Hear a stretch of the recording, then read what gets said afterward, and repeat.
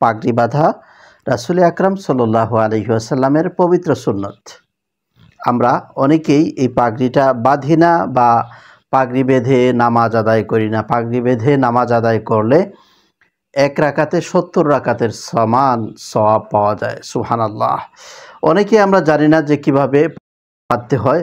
আসুন আজকের এই ভিডিও থেকে প্র্যাকটিক্যালি একেবারে ব্যবহারিক আমরা জেনে নেব যে কিভাবে পবিত্র সুন্নত পাগড়ি বাঁধাটা বাঁধতে হয়। তাহলে চলুন আর দেরি না করে আমরা পাগড়িটা বাঁধার সিস্টেমটা জেনে নিই। আমি পাগড়িটা খুলে নিচ্ছি। দেখুন এতটুকু অংশ আমরা এইভাবে ধরবো, ধরে আমি থুতনি দিয়ে এটাকে আটকিয়ে দেব। ঠিক মাঝ বরাবর এনে সর্বপ্রথম আমি এই বাম সাইড দিয়ে ঘুরে এনে এদিকে আনবো। এরপরে দেখুন এইভাবে আনবো।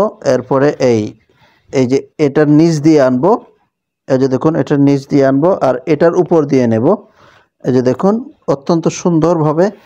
আবার এদিকে আনবো নিচ দিয়ে, আবার এদিকে নিয়ে এই যে দেখুন এখানে এনে আমি এটাকে সুন্দর করে এভাবে আমি বুঝিয়ে দিলাম। এই যে দেখুন কত সুন্দর পাগড়ি বাঁধা হয়ে গেল।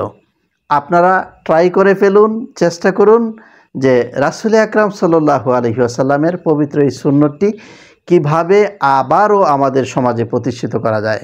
আসসালামু আলাইকুম ওয়া রাহমাতুল্লাহ।